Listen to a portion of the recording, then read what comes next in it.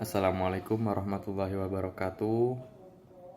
Perkenalkan, kami dari kelompok 3, kelompok yang akan mengobservasi lembaga hukum. Kami berkesempatan untuk mengobservasi salah satu lembaga hukum yang ada di Indonesia, yaitu TNI. Kami dan narasumber Bapak Eko Wijianto telah bertemu dan melakukan tanya jawab seputar lembaga hukum. Sebelum kita masuk ke videonya, kami akan memperkenalkan diri terlebih dahulu. Yang pertama adalah saya, Prabu Java. Saya Salsa. Saya Latifah.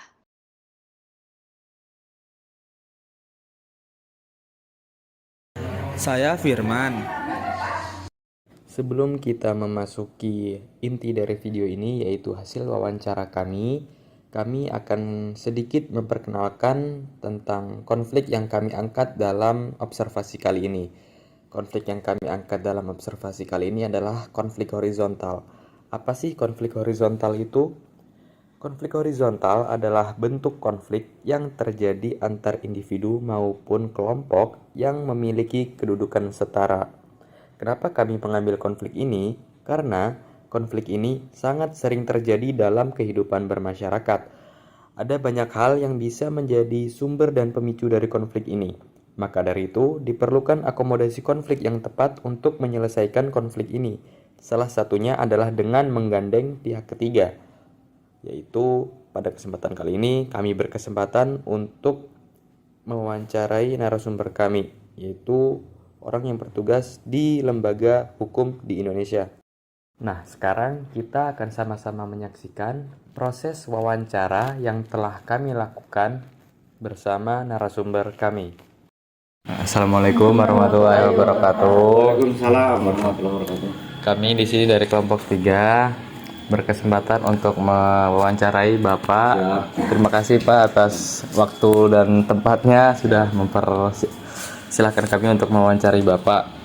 Kami di sini akan mengajukan beberapa pertanyaan Pak, dari mulai cara penanganan konflik, kemudian tugas TNI secara umum, terus yang pertanyaan terakhir itu tentang bagaimana TNI ini bisa menjadi sarana untuk mempersatukan masyarakat Purwakarta, Pak. Oh, siap. Jadi langsung dimulai aja ya, Pak. Siap. Jadi Untuk penyelesaian masalah konflik horizontal Iya. itu sebaiknya para pihak yang berkonflik harus sedapat mungkin dikumpulkan. Misalkan si A konflik sama si B. Mereka harus diketemukan, dicari apa permasalahan yang menjadi konflik. Karena apa? Setiap penyelesaian di suatu masyarakat itu adalah yang di Polres juga ada disebutnya restorasi justice. Jadi untuk melaksanakan masalah konflik ini sedapat mungkin dicari akar permasalahannya, apa yang menyebabkan itu konfliknya. Karena kalau sudah sesuai dengan misalkan tahu akar permasalahannya dari si A itu apa, dari si B atau apa, kan bisa digabungkan sebagai mediator, atau bisa dari kepolisian, bisa dari TNI. Karena di dalam ruang lingkup penyelesaian Indonesia konflik itu kan ada dari dulu juga musyawarah mufakat. Jadi itu kan itulah yang berdiskusi gitu ya, Pak. berdiskusi. Karena itulah yang kalau masing-masing ngotot satu sama lain gitu nggak akan selesai egonya gitu, masing-masing itu tidak akan selesai. Itulah kira-kira penyelesaian konflik yang bisa kami sampaikan kepada anak-anak semuanya gitu. Terus misal nih Pak, ada suatu konflik di sekolah yang terjadi siswa dengan siswa gitu Pak. Nah, apakah TNI yang bertugas di wilayah yang sama di sekolah itu bisa ikut membantu Pak menyelesaikan? Bisa kalau di di wilayah sekarang di apa di Iya. misalkan di Purwakarta Iya. itu masing-masing kelurahan ada yang disebut Babinsa. Oh. Nah, Babinsa itu Bintara Pembina Pembina Desa. Nah, kalau untuk kepolisinya disebutnya Babin Kamtipmas. Oh ya yang itu. Nah, itu kan kadang-kadang memang apa ada tulisan di sini Iya. Babinsa itu. Iya. Berarti memang tugasnya itu yang Iya. khusus di desa itu Iya, Pak, itu ditempatkan di di desa kelurahan. itu. Kalau di desa ya di desa, mungkin kalau di Kelurahan ya kelurahan. Oh, Kalau iya. tidak salah di apa di kelurahan apa? Cisere. Itu apa Ada. Babinsanya namanya Pak Peltu Sembiring, rumahnya depan apa depan Di Armet. bukan depan Al Muhajirin pas depan. Oh, yang depan Almajirin itu. Oh, itu anaknya di Semanda, Pak. Iya, iya. itu Babinsa apa kelurahan Cisere. Terus ini Pak yang pertanyaan kedua. Ini.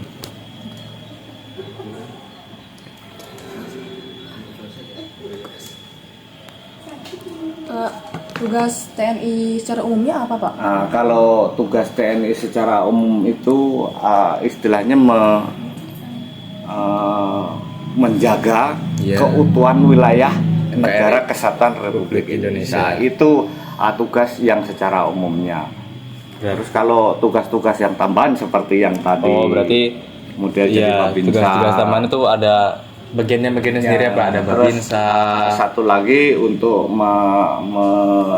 membantu apa pemerintah daerah di dalam melaksanakan apa resirkulasi apa Menjalankan pemerintahan ya gitu, Pak. membantu Sekali- pemerintahan ya. terutama kalau ya kan masing-masing sudah ada kalau misalkan panglima Oh, iya, itu iya, iya. apa Tugasnya sama apa, presiden iya. apa lingkupnya kalau apa pangdam itu sama gubernur. Gubernur, oh, Kalau iya, iya, Pak. untuk bupati itu sama dandim. Oh. Itu satu levelnya gitu maksudnya gitu. Ya kalau di kecamatan ada danramil. Oh, Kalau iya. di desa Ada ya Babinsa Babinsa tadi. gitu. Terus Pak, bagaimana peran Babinsa jika terjadi suatu tindakan kriminal yang terjadi Pak, misal ada perkelahian, tawuran atau pencurian di wilayahnya itu, bagaimana cara Kalau menyelesaikannya? biasanya penyelesaiannya begini kan, kalau masalah itu kan disebutnya kriminal. Ya, kriminal. Sebenarnya kriminal itu sudah jadi ranah kepolisian. Oh, iya, iya. Kita hanya membantu aja. Kalau namanya membantu kan hanya sekedar sharing apa gitu, membantu untuk ya. penyelesaiannya. Cuman kalau memang masing-masing kedua pihak pengen ya jalur hukum disebutnya. Iya, iya, Pak. Jalur hukum ya Yang nindak kepolisian, polisi, yang menindak Pak. kepolisian. Di situ kan ada KUHP-nya, Oh, iya, kitab berarti. undang-undang acara pidananya. Iya, iya. Berarti paling Babin saja ini Hanya membantu menemukan membantu. orangnya, Ya. terus dibawa ke kepolisian, Ya, sisanya itu kalau urusan kepolisian. kalau untuk masalah hukum secara menjustis itu tidak bisa kita. Iya. Karena ranah hukum kita hanya menjaga keutuhan wilayah negara Iya. Pak biasa. Kalau sudah ke kriminal itu Urusan polisi. urusannya polisi begitu. Terus Pak, terakhir bagaimana TNI ini bisa menjadi sarana untuk mempersatukan masyarakat Purwakarta, Pak?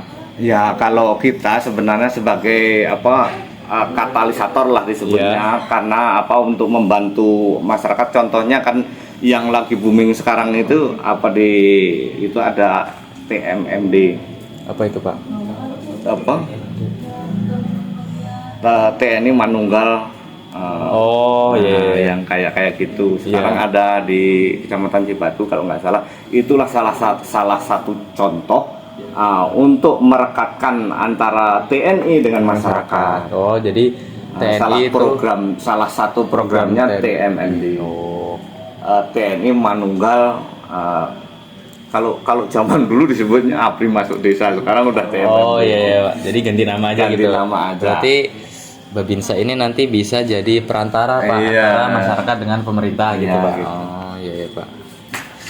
Nah, karena pertanyaan sudah ditanyakan semua kepada Bapak narasumber, mungkin kami tutup saja sesi wawancara kali ini. Terima kasih kepada Bapak sudah berkenan untuk diwawancarai oleh kami, Pak.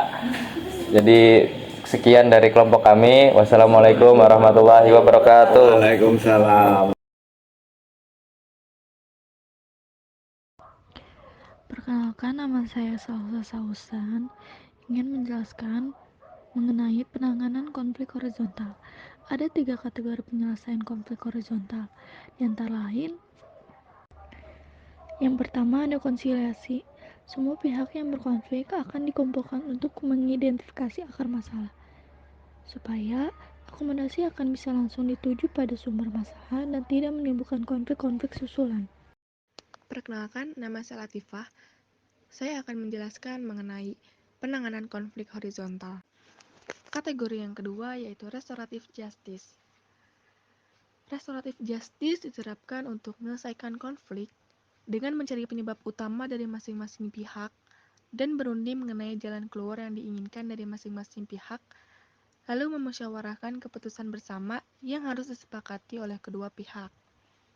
Dan kategori yang terakhir yaitu mediasi. Pada peran mediasi ini, polisi atau TNI dapat bertindak sebagai pihak penengah atau mediator untuk membantu menuntun menuju hasil pemutusan resolusi konflik. Perkenalkan, nama saya Rasyana Lila. 2. Tugas TNI secara umum. Kerjasama dengan pemerintah daerah. TNI umumnya bertugas untuk menjaga keutuhan wilayah NKRI, namun TNI juga bertindak membantu melindungi keamanan rakyat dan melayani masyarakat.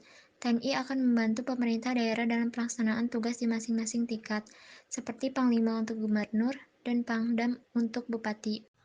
Perkenalkan, nama saya Firmansyah. 3. Peran TNI dalam mempersatukan masyarakat Purwakarta. Katalisator. TNI berfungsi sebagai katalisator yang berperan untuk membantu masyarakat dalam menampung aspirasi masyarakat yang ditujukan untuk pemerintah dengan tujuan mendapatkan perubahan yang dikehendaki oleh masyarakat. Salah satu contoh program TNI dalam upaya untuk mempersatukan masyarakat adalah contoh konkretnya adalah program TMMD atau TNI Manunggala Membangun Desa yang membantu merekatkan hubungan antara TNI dan masyarakat serta menjadi perantara antara masyarakat dan pemerintah. Program ini akan menjalani tali kepercayaan masyarakat melalui TNI dengan segala pelayanan dan perlindungan yang diberikan oleh TNI di wilayah yang bersangkutan.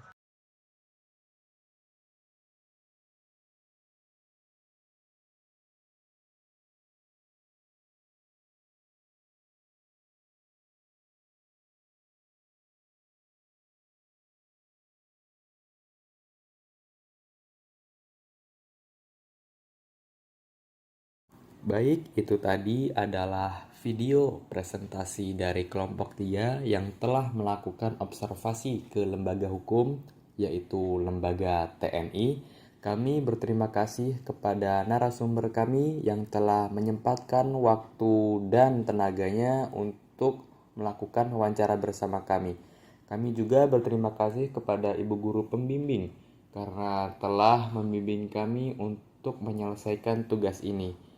Baik, terima kasih atas waktu dan perhatiannya. Kami izin pamit undur diri. Wassalamualaikum warahmatullahi wabarakatuh.